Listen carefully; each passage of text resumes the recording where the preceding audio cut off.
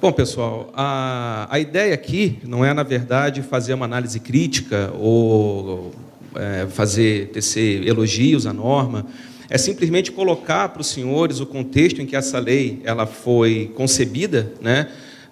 As premissas que ensejaram a edição da lei, o processo que culminou na publicação da lei e também todos os debates e críticas que foram feitos pelos órgãos de controle e por outros profissionais à lei em si, né? Houve uma série de debates em vídeo, uma série de notas publicadas por professores, por advogados, por profissionais dos órgãos de controle, e a minha intenção é condensar isso e trazer para vocês os pontos que ensejaram a edição pontual dos artigos da norma, são 10 artigos, e as críticas que advieram dessa redação. Bom, primeiramente, os autores, quem concebeu essa lei foram 2 professores, basicamente, contando com a ajuda de outros, né? Foram o professor Floriano de Azevedo Marques Neto, da USP, e o professor Carlos Ari Sandfeld, da FGV de São Paulo. E tem um artigo do professor Floriano em que ele elenca 7 mazelas, 7 questões que permeiam hoje o controle da administração pública. Depois, acabou que esses sete impasses que ele chama no seu artigo ensejaram a edição da norma. E ele começa indicando que hoje o controle é muito voluntarioso. Além de todas as mazelas que o professor Gaetani já explicitou em relação ao Poder Executivo, tem essas aqui.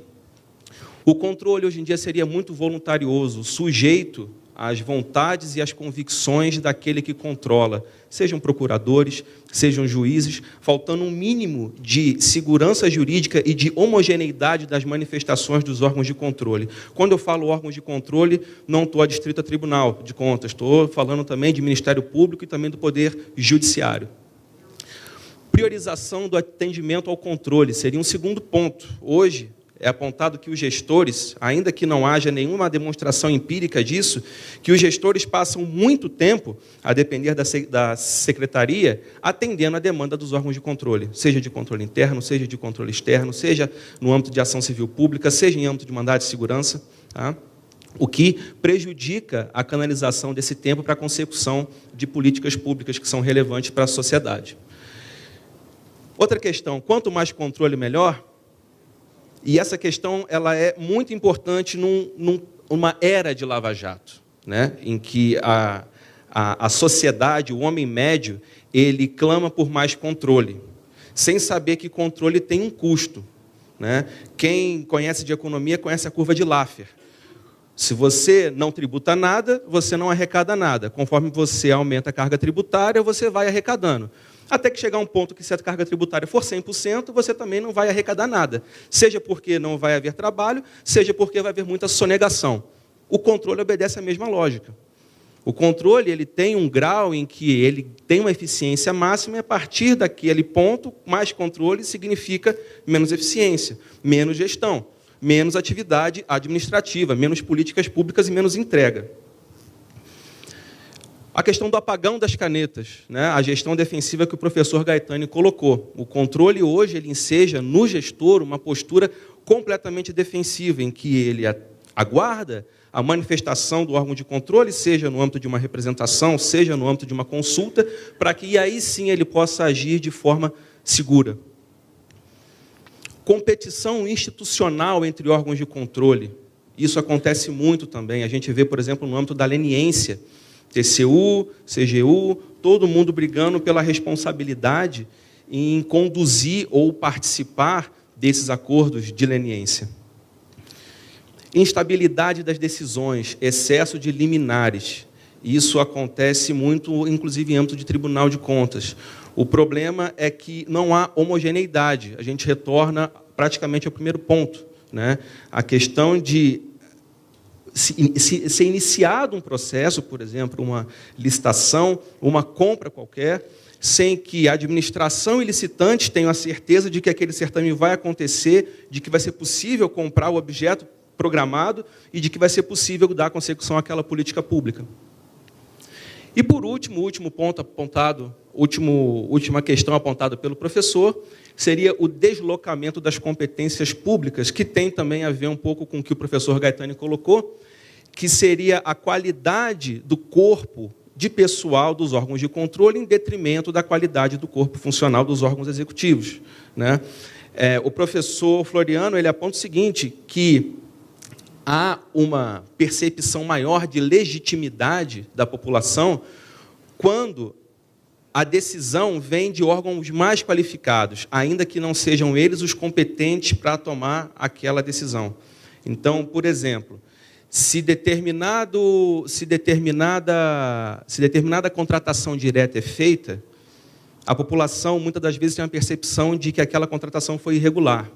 Mas, se ela passou pela chancela do órgão de controle, do Tribunal de Contas, então a população acha que foi bacana, que está tudo certo. Por quê? Porque, naturalmente, os órgãos de controle detêm maior competência, eu não vou dizer competência no termo de qualidade, mas, não, digo sim, o corpo funcional dos órgãos de controle, em geral, ele tem uma qualidade bastante superior ao dos órgãos executivos. Isso faz com que as competências, naturalmente, se desloquem de um órgão para outro. E aquele órgão que é competente para poder dar consecução a determinada política pública, acaba por ficar inerte, e a política pública ou vem a ser ditada pelo Poder Judiciário, ou até mesmo pelos órgãos de controle. Por recomendações do Ministério Público, né? Se você pegar uma recomendação do Ministério Público, aqui o executor dá comando, que ele atende, essa percepção de legitimidade pela população pode ser diferente se o gestor tivesse tomado a mesma atitude de forma unilateral. Bom, então, colocado esse cenário, e em conjunto com o que o professor Gaetani já tinha colocado, temos um cenário em que o direito público não funciona como deveria. Não funciona como deveria por quê? Basicamente, por falta de segurança jurídica. Segurança jurídica é um tema bastante etéreo, mas a gente consegue abrir em 3 pontos. Tá? Cognoscibilidade, que é saber as opções que são postas e para onde você pode ir. Confiabilidade, ou seja, a certeza de que eventuais alterações de percurso não serão abruptas e de que haverá um tempo razoável para adaptação. E, por fim, calculabilidade. Retornando ao primeiro item, quando você sabe quais são as opções, você deve saber também quais são os custos e os benefícios envolvidos em cada opção. Segurança jurídica seria isso. Então, na visão dos autores do projeto, faltaria 1, 2 ou os 3 itens ao mesmo tempo, hoje em matéria de administração pública. E qual seria a solução, então? A edição de uma lei, né? No Brasil, a gente resolve tudo editando lei. Então, edita-se uma lei que tem caráter nacional. Não se poderia fazer uma lei de direito administrativo, né? Porque feriria competências dos entes subnacionais, então edita-se uma lei de caráter nacional. Alterando a lei de introdução às normas de direito brasileiro, né, que, assim, podemos dizer, bem grosso modo, que seria a lei que diz como as leis devem ser aplicadas, obviamente, depois da Constituição.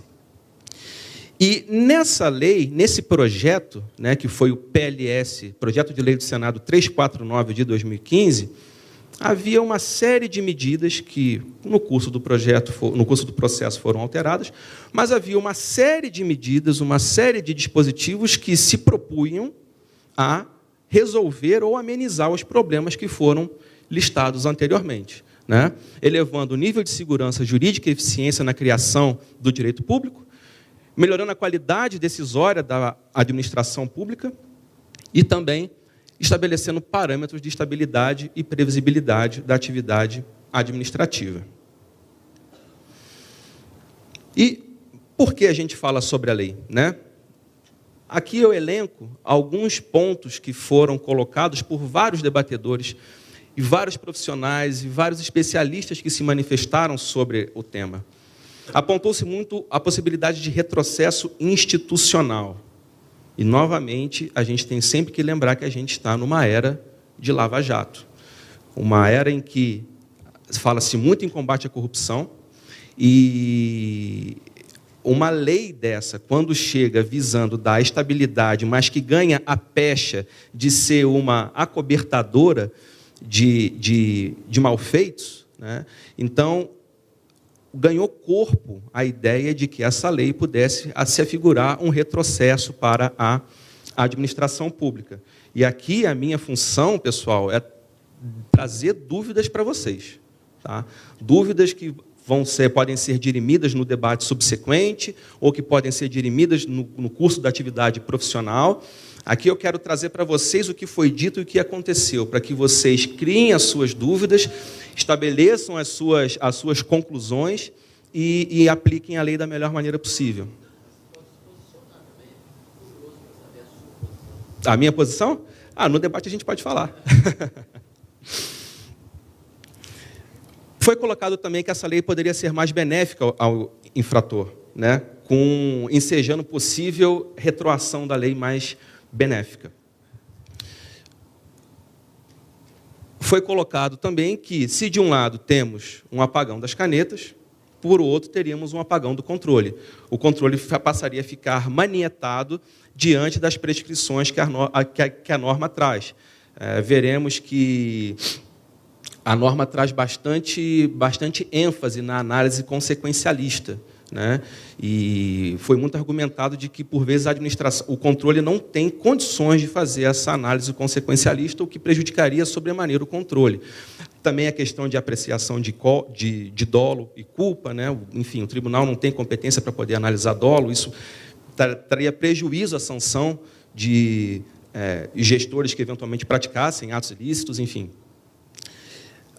A questão da dicotomia entre segurança para o gestor e insegurança para o patrimônio público.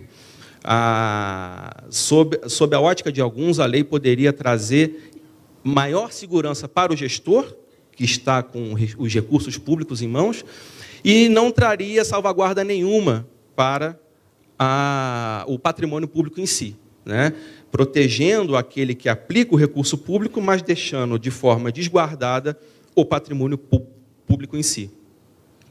Bom, e também, obviamente, a necessidade do debate constante, né? E, repetindo o que eu falei no início da minha exposição, a necessidade de que, uma vez posta a lei, apliquemos a lei da melhor forma possível, garantindo o desenvolvimento da atividade administrativa. Aqui, eu trouxe esse quadro porque uma das maiores críticas ao projeto, ao PLS 349, foi de que ele teria tramitado às escuras, né? De que, do nada, ele foi aprovado no Senado, foi aprovado na Câmara, foi sancionado e que não houve debate, enfim. A verdade é, o projeto tramitou por 1 ano e 10 meses no Senado. 1 ano e 10 meses no Senado. E mais 1 ano na Câmara. Tá? Ou seja, da propositura até a sanção, decorreram quase 3 meses, quase 3 anos. 3 anos em que, certamente, o Congresso se manteve aberto ao debate, aberto à recepção dos interessados, esteve de ouvidos abertos à participação dos órgãos envolvidos, da sociedade, enfim. É bem verdade que houve só uma audiência pública durante todo o processo, uma audiência pública em que 5 pessoas foram convidadas, mas, na verdade, somente 3 compareceram e 2 foram representadas. Tá? Dessas 3 pessoas que compareceram, 2 eram representantes do Poder Executivo e uma pessoa era, se eu não me engano, um representante do presidente da Confederação Nacional dos Municípios, se eu não me engano. Tá? Então, foram só 5 pessoas convidadas, dessas 3 compareceram. Nenhuma das 5 convidadas foram órgãos de controle lato sensu. Tribunal de Contas, procuradores, Ministério Público, magistrados, ninguém. A audiência pública se restringiu a esses 5 convidados, dos quais 3 participaram. Bom, pelas próprias normas regimentais das casas, a matéria tramitou em regime terminativo, que significa que ela não vai a plenário. Ela é votada na comissão, e da comissão ela segue para outra casa. Na outra casa, se também for terminativo, é votado na comissão, não vai a plenário, sendo aprovado na comissão, vai à sanção. Aconteceu assim no Senado. Ela foi aprovada de forma terminativa. Poderia ter havido recurso dos parlamentares, dos senadores, que não o fizeram. Ela seguiu para a Câmara. Na Câmara, ela foi aprovada. Houve um recurso Posteriormente, houve retiradas de assinaturas, então, por conta dessas retiradas, o projeto não foi votado em plenário, seguiu para a sanção. E foi aí que os órgãos de controle realmente se deram conta do que estava acontecendo e foram atrás de trabalhar sobre os vetos. Tá? Então, se de um lado não é tão patente que o projeto tramitou às escuras, porque ele estava 3 anos tramitando, de outro também não é tão claro assim que houve um debate satisfatório em termos em relação à aprovação do projeto. E aí é uma opinião pessoal, né? Aí é opinião pessoal minha. Diante do que eu vejo, do que eu percebo de tramitação de projetos lá no Senado e do quanto que determinadas matérias que são sensíveis, eu acredito que essa seja, sofrem debates, são bem discutidas, enfim, não foi esse o caso. Há controvérsias. Pessoal, então aqui eu vou trazer de forma bem simplificada, porque eu não tenho como simplesmente falar sobre a norma, né? São 10 artigos, eu não tenho só simplesmente como falar sobre a norma de forma geral e não trazer para vocês, minimamente, quais são os pontos principais. Tá? Então aqui eu trouxe os artigos, tá? Para vocês, destacando os pontos principais, seja em termos do pano de fundo que ensejou a edição desse artigo, da forma que ele está escrito, tá? E seja também em relação às questões que foram levantadas por outros órgãos em relação ao mesmo dispositivo. Bom, a gente começa com o artigo 20, né, que prescreve o seguinte: não se decidirá na esfera controladora, judicial ou administrativa com base em conceitos jurídicos abstratos. E a motivação deverá demonstrar a necessidade e adequação da medida imposta ou da validação da norma, inclusive em face das possíveis alternativas. E aqui eu não tenho como fugir também de uma outra percepção pessoal, que é o seguinte, e nesse caso eu convirjo com o professor Vitorelli, que expôs lá no TCU. Essa norma, ela visa, a gente vai ver ao longo da exposição, ela combate decisão com base em valores abstratos, né? Ela prega que a edição de normativos deve ser precedida de audiência pública. E, bom, não aconteceu isso em relação à norma, né? A própria norma que prevê isso não respeitou isso. E o professor Vitorelli apontou em sua exposição, confesso que eu não contei, mas ele apontou em sua exposição que uma norma que visa conferir segurança jurídica e visa a evitar que decisões com base em expressões jurídicas abstratas sejam tomadas, só essa norma, em 10 artigos, traz 39 expressões jurídicas indeterminadas. Ou seja, a gente começa com esfera controladora. Foi a primeira vez que eu vi, seja no normativo, seja na doutrina, a esfera controladora. Valores jurídicos abstratos, o que é? Consequências práticas, o que é? Vocês atuando como auditores, o que é considerar as consequências práticas? E as alternativas possíveis? Você não é gestor. Como você, auditor, vai considerar as alternativas possíveis? Sem que o gestor traga isso no processo. Trazendo no processo, a gente não tem para onde fugir. Olha, não, eu podia fazer A, B e C, eu fiz A. Então, você tem que fazer aquilo. Mas se ele só fez A e não disse por que fez A, B e C, como que a gente considera? Né? Isso aqui a gente está só no primeiro dispositivo. Tá? Bom, pois é, e aí a gente tem uma outra questão. A norma visa trazer segurança jurídica. Será que com uma redação dessas a gente não poderia ensejar maior judicialização, que já não é pequena? Olha, foi decidido aqui em caráter jurídico abstrato, juiz, essa decisão do Tribunal de Contas não é válida. Ou então julgaram irregular o meu ato, mas não consideraram as alternativas possíveis. É muito complicado. Artigo 21. Bom, esse artigo 21, a redação dele parte do pressuposto que a invalidação de atos, né, isso é uma coisa intuitiva, ela traz custos, né, sejam internos, sejam custos, sejam externalidades. E, geralmente, negativas. É a política pública que deixa de ser executada, é o produto que deixa de ser entregue para a sociedade, né? E diante disso, o que prescreve o artigo 21? A decisão que decretar a invalidação de ato deverá indicar de modo expresso suas consequências jurídicas e administrativas, seja lá o que isso possa significar. O que é uma consequência jurídica da invalidação de um contrato? Não, tem a questão da aplicação da multa, tem a questão de inabilitação do gestor, enfim, tem uma série de consequências que são palpáveis e que são do nosso conhecimento, que estão expressas na norma, né? A própria lei orgânica do tribunal prevê os casos em que, em caso de irregularidade de contas, serão aplicadas tais e quais sanções. Então, será que essa norma, esse artigo, ela traz novidade em relação àquilo que a gente já tem em termos de administração pública, em termos de controle?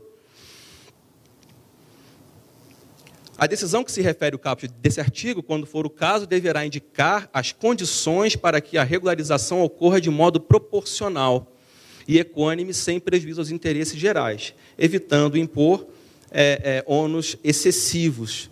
Bom, isso aqui é o seguinte: diante de uma situação que mereça ser desfeita, né, o tribunal deve dizer, ou a autoridade controladora deverá dizer o que deve ser feito, né? Indicar a forma através da qual aquela situação deverá ser sanada. E aí fica o questionamento: isso não seria adentrar no mérito do administrador? Anule esse contrato e faça outro? Pode não ser mais interessante. Enfim, como que o tribunal ou como que o controlador vai poder indicar ao gestor em que medida ou quais as ações que ele deve fazer para que garantam um regime de transição decorrente daquela anulação? Pode nem ser mais interessante o regime de transição, pode ter sido adotada uma outra solução, ou pode sequer ser necessária aquela solução mais. Artigo 22. Na interpretação de normas sobre gestão pública serão considerados os obstáculos e dificuldades reais do gestor e as exigências das políticas públicas ao seu cargo. Esse dispositivo ele visa a dar uma relação entre as normas em abstrato e a realidade concreta do gestor. E é interessante, até no livro que o professor Flávio coordenou, tem um exemplo de uma ponte, né? Tem uma determinada empreiteira construindo uma ponte, essa ponte vem à falência, se eu não me engano, se eu bem me lembro do exemplo. E a empreiteira vem à falência e é chamada a segunda colocada para assumir o remanescente de obra, que se nega por questões, enfim, não vou assumir pelo mesmo valor que foi aceito pela primeira colocada. Então, o gestor fica sem ter como entregar aquela ponte. Às vezes é uma população ribeirinha que tem que andar 20 quilômetros até outra ponte para poder atravessar.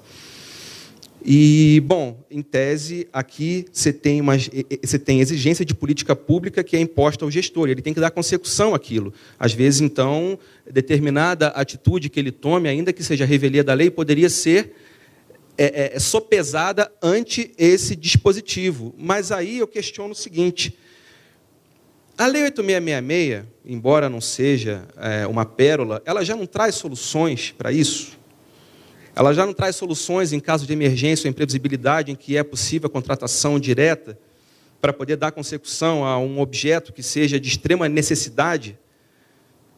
Seria necessário realmente trazer um dispositivo que, não sei se fala tanto assim, eu não sei se ele realmente dá a segurança jurídica que o gestor precisa. Tá? E outra coisa, a quem compete primordialmente a motivação da atividade administrativa? Né? Ou seja, o controlador, na verdade, ele tem que considerar a realidade do gestor. Não é o gestor que tem que colocar no processo que ele agiu de tal e qual maneira por conta disso? Eu tenho um exemplo de quando eu trabalhei no Tribunal de Contas, em que a gente estava apreciando determinado processo, e o gestor, enfim, uma irregularidade simples, ele simplesmente não tinha composto a comissão de licitação com o número mínimo de servidores efetivos que a lei manda. E perguntamos o porquê disso. Ele simplesmente falou: olha, eu tenho um servidor efetivo e ele não quer participar. O que eu faço? Realmente. Aí ele me trouxe elementos concretos que justificam o motivo pelo qual ele não atendeu o comando da norma. Mas ele tem que colocar isso no processo. Por que o gestor tem que esperar a atividade de controle para poder fazer o que é óbvio, que é motivar o ato administrativo?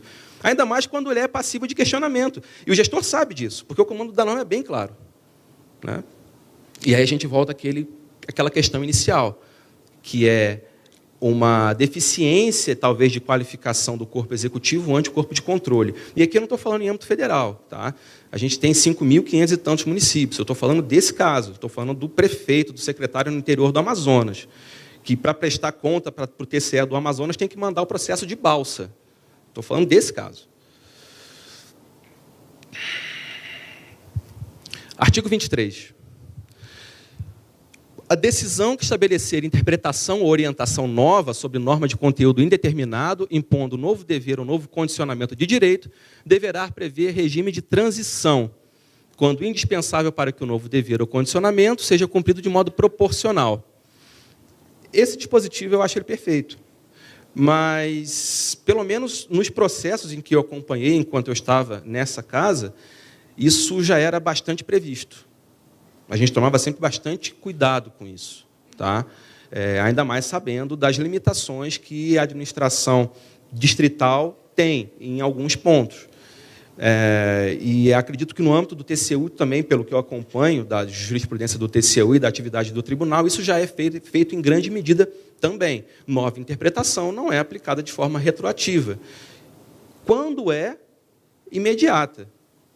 E, geralmente, há um regime de transição. Se reconhece-se que há uma irregularidade aqui, mas das próximas não será tolerado. Geralmente, é isso que eu acompanho. É possível haver outros pontos, casos que aconteça diferente? É sim.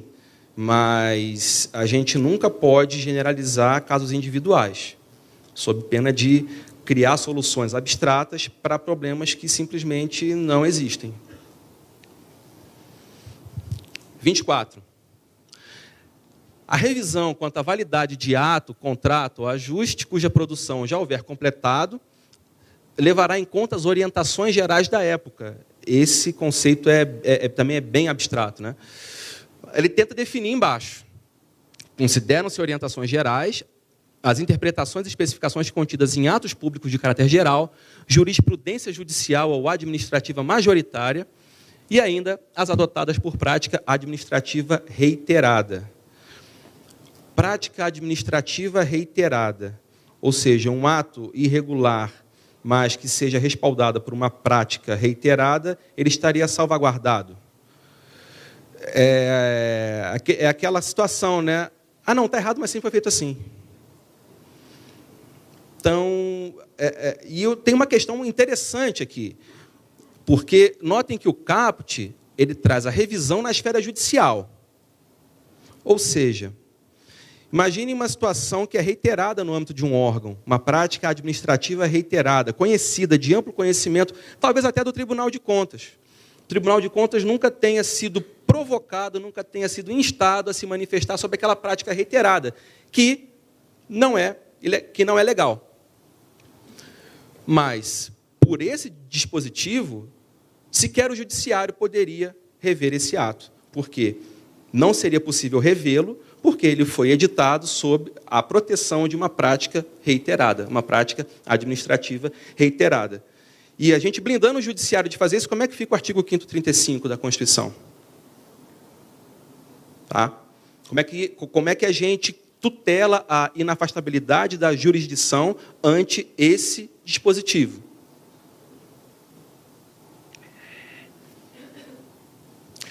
Bom, o artigo 25 não era para ter trazido porque ele foi integralmente vetado. Eu deixei aqui ele de propósito por quê? Muitas das pessoas que atuam na área de controle, mas que não acompanharam de perto a sanção, a tramitação e a sanção da norma, só ouviam falar desse artigo aqui, que era a ação declaratória de validade. E muitos, inclusive, que não acompanharam de perto, acharam que a norma foi sancionada com esse artigo vigente, né? Essa norma, inspirada, talvez, na ação declaratória de constitucionalidade, ela permitia que o gestor, diante de uma possível situação de insegurança jurídica, por exemplo, numa contratação, um edital ou uma minuta de contrato, ele submetesse uma ação declaratória de validade ao Poder Judiciário, sob o rito da ação civil pública, para que o Judiciário declarasse com eficácia erga omnes a validade daquele ato, inclusive em questões de economicidade, em questões de preços. Aí eu falo jogo de planilha. E aí eu volto ao prefeito lá do interior do Amazonas, que propõe uma ação dessa perante a primeira instância, é uma ação civil pública, a primeira instância do Poder Judiciário do Amazonas, para que o magistrado ele dê validade a um eventual jogo de planilha, que pode ter sido colocado ali de forma sem querer.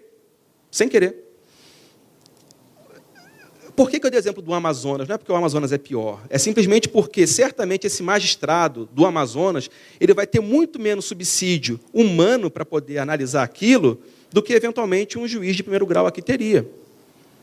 E, uma vez que for reconhecido com eficácia erga omnes, como é que fica depois o Tribunal de Contas, caso ele identifique um jogo de planilha? O Tribunal de Contas que detém corpo qualificado em regra para poder averiguar esse tipo de caso.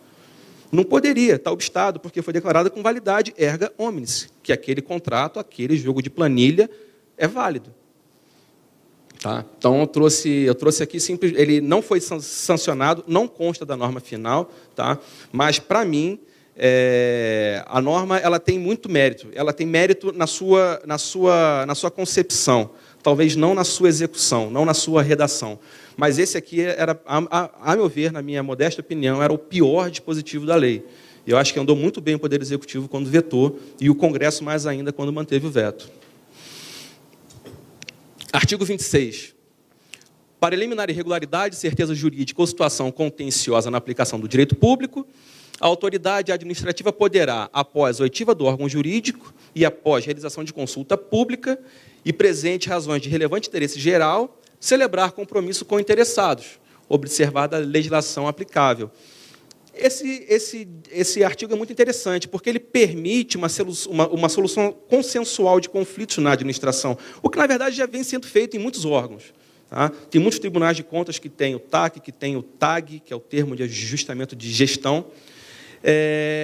Esse dispositivo ele só vem dar segurança. Eu acho ele muito bom, na verdade. Acho ele muito bom. As pessoas, há vários estudos nesse sentido, porque as pessoas, quando participam da solução, a solução tende a ser muito mais efetiva e eficiente, porque ela participa efetivamente, ela não sente aquilo como uma sanção, ela sente aquilo como efetivamente uma solução que foi tomada em conjunto, e ela participa daquilo, e ela fica mais engajada em dar consecução àquela solução. Inclusive, no que tange, por exemplo, inclusive em relação a medidas alternativas à aplicação de sanções, por exemplo, multa. Né? Quem acompanha a arrecadação de multa em Tribunal de Contas sabe que ela beira 5%. Os tribunais que adotam o protesto de decisões e de acórdãos conseguem levar para 15%, 20%. É muito pouco. Débito, então, nem se fala. Então, eventuais soluções consensuais de solução de resolução de conflitos tendem a ser preferíveis, a meu ver, em detrimento de uma solução de apenação. A decisão do processo nas esferas administrativa, controladora e judicial poderá impor compensação por benefícios indevidos ou prejuízos anormais resultantes do processo. Isso aqui se dirige às partes do processo que adotam posturas que não são esperadas, né, de litigantes, como recursos protelatórios, inúmeros recursos, liminares que são incabíveis, para poder atrasar realmente a tramitação do processo. E aqui é uma previsão de sanção para quem não adota uma postura, não é participativa, colaborativa em relação ao processo. A questão é, quem é o beneficiário disso? A lei não trouxe. O beneficiário vai ser a administração pública, que também sofre com a morosidade do processo, com uma licitação parada, ou vai ser o tribunal em que tramita o processo, que despende recursos humanos para poder julgar aquele processo, ou será que será também o licitante participante daquele processo, que foi o representado né? E às vezes é o primeiro colocado em um certame. Enfim, quem realmente vai ser o beneficiário dessa compensação? Isso a lei não trouxe. É uma pena, porque eu acho bastante cabível e tende a ficar inócuo. Tende a ficar inócuo e inaplicável por falta de uma maior pormenorização.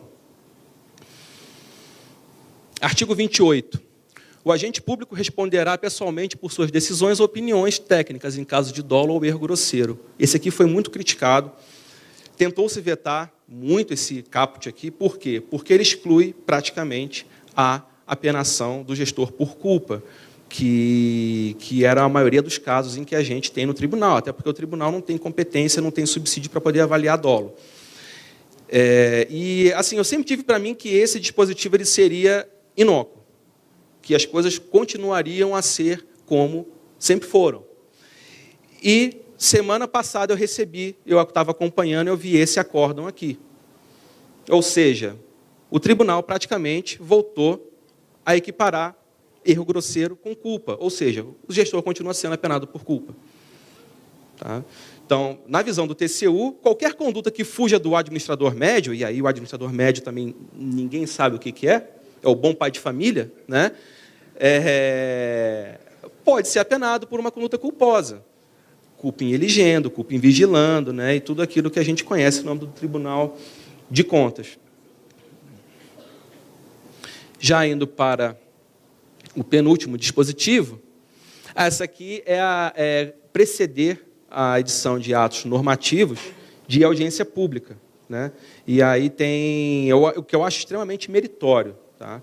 Extremamente meritório. Só foi vetado o parágrafo 2º ali que previa que fosse publicada uma análise de todas as manifestações, o que é inviável, dependendo do que a gente está considerando, né? Por exemplo, no âmbito do CPC foram 5.000 contribuições, algumas pedindo para extinguir o STF. E aí vai fazer uma análise daquilo, vai fazer uma consideração sobre aquilo, enfim. Mas eu acho isso aqui bastante meritório também, né? Já é adotado em muitos órgãos, agências reguladoras principalmente, mas é uma prática que pode se espraiar por toda a administração pública, porque é bastante salutar. E, por fim, esse artigo é o que ele resume a própria norma.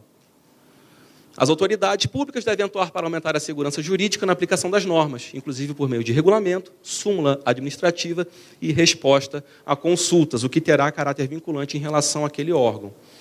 Também eu acho bastante salutar, porque isso dá previsibilidade ao gestor, a saber como que o tribunal vai decidir, como que o tribunal age, enfim, como que há balizas para que ele possa atuar de forma segura. E aqui os questionamentos que eu trago são o seguinte, esse é o último slide. As premissas, será que embasaram essa norma tão corretas, de fato? Né? Muito se criticou que não há estudos empíricos que indiquem essa forma de atuação dos órgãos de controle, o apagão das canetas, embora seja uma coisa que praticamente tomam como senso comum, já ficou batido isso, né? Tomam por verdade, é um truísmo, na verdade, mas será que de fato isso acontece? A tramitação do projeto foi às escondidas? Eu já dei a minha manifestação aqui de que eu acho que não, né? Mas fica também esse questionamento e eu deixo outro. Se o processo em si foi satisfatório em termos de participação democrática dos órgãos que são interessados no processo e da sociedade como um todo. Simplesmente deixar o processo lá tramitando não significa que tenha sido aberta a participação. Colocam-se também se a iniciativa foi constitucional, né? Muitos argumentam que utilizou-se a lei de introdução como um subterfúgio para não editar normas administrativas em âmbito federal aplicáveis aos estados. Esse é um questionamento com o qual eu não concordo, mas eu deixo também para os senhores avaliarem. E, por fim, voltando ao que eu falei no primeiro slide, será que é a solução do problema? No Brasil, a gente costuma tentar resolver problemas desse tipo sempre com leis, LRF 866, PEC do teto dos gastos. Será que vai resolver? Será que nós temos maturidade institucional para aplicar essa norma como ela deve ser aplicada? Ou será que, dotados de maturidade institucional, essa norma sequer precisaria ser editada? Será que vai mudar alguma coisa com essa norma? Eu, sinceramente, espero que, na aplicação do direito por vocês, realmente essa norma seja bem aplicada para que a gente consiga melhorar a administração pública e até o direito administrativo do nosso país. Deixo aqui meu muito obrigado pela atenção dos senhores e pela paciência. E fico aberto a perguntas. Boa tarde.